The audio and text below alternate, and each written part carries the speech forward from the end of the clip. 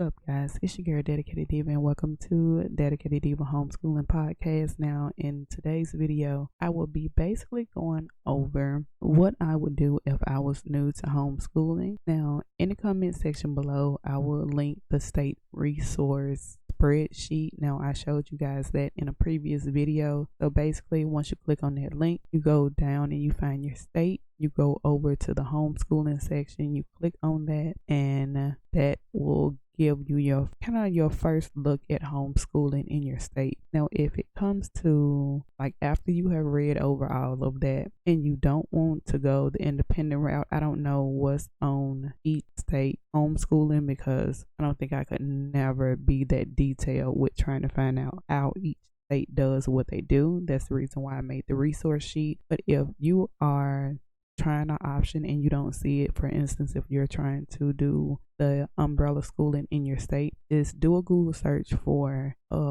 umbrella schools. For instance, I'm in Tennessee, umbrella schools in Tennessee, and then you will start seeing more. But the first step, click on that resource sheet, click on your state homeschooling, and there you go. That's your first step. Next up, you want to make sure that you do the research that you need to do on whatever you're trying to find out, because you want to make sure that any question that you may have, you want to have it written down, so basically you can see what's being answered, when to check it off, the different places that you call, if you have to call your states, things of that sort. You want to also make sure you talk to your kids so they get an understanding of homeschooling, what it is. So you want to make sure you talk to them, because if you can't answer any of the questions that your child has for you, and you want to make sure that it's something that you actually want to do and your child actually wants to do. Never force a child to go into homeschooling just because you want to do it. Make sure you talk to them and make sure you get their reasons why or why not before you move forward. If your child is okay with it and you are okay with it, you want to start calling around. You want to make sure, just say for instance, if your child is already in school, you want to call your school board, and you also want to have the homeschooling email address or telephone number off that state resource sheet. You want to make sure you have all the phone numbers that's possible, so when you start calling your school board and be like, basically, I want to pull my kid out of school just to start homeschooling, you want to make sure that you have everything that's needed. You want to make sure you have pencil and paper around just to write down what everybody said and the different steps that they're telling you that you're going to have to take at that time. If you have a kid and they have not yet started school, you want to make sure that you contact anybody that's listed on that state resource sheet after you click into your state and you find the homeschooling section. Any email or any phone number you find, you want to make sure that when you talk to them, you want to get it understood that your child has not started school yet, but you want to get into homeschooling. I didn't have to do that for my daughter just because she started an online school, but it wasn't within the county.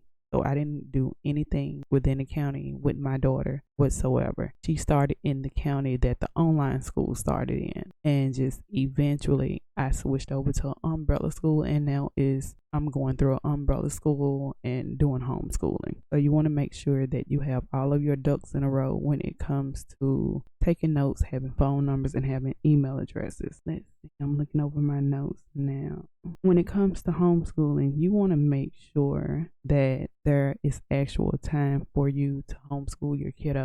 And if it's a situation where you work full time and your kiddos are young and you're just, you want to homeschool, but you don't know what you want to do, you don't know how you want to do it, that's when you start talking to people around you, maybe the people that will watch over your kiddos when it comes to you going to work, because you don't want to choose homeschooling as an option just because you work and you're trying to make it easier on yourself. You don't want to do that. You want to choose homeschooling because that's the option that you want to go. You feel like it's better for your kiddos, things of that sort. And you also don't want to choose homeschooling if you are just trying to be lazy, if you're just trying to have a reason where you don't have to do that much, you don't have to get up in the morning and send them to school. You don't want to choose homeschooling for that option. You just don't want to do that. And you want to make sure that it is the best option for for students. You don't never want to put them in a situation where you're forcing something on them just because you want to do it, and they may be better off in another atmosphere. So those are some of the things that I would do if it came to homeschooling. A big part of it is checking that state resource sheet. You want to make sure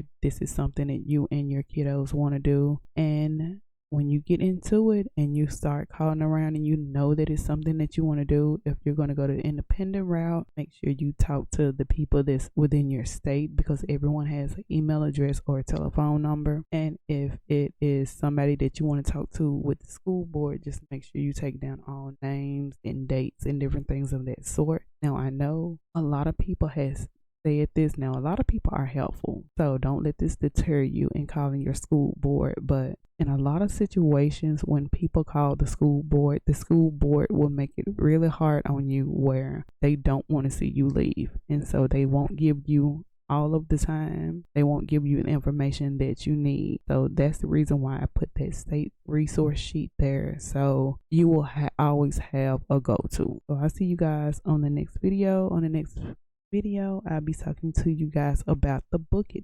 program. You guys don't know what that is. It's basically when your child reads so many books within a week, or so much within a week, they give you this little, they send you this email so your child can get a little small size pizza from Pizza Hut. So I'll be back with that one on the next video.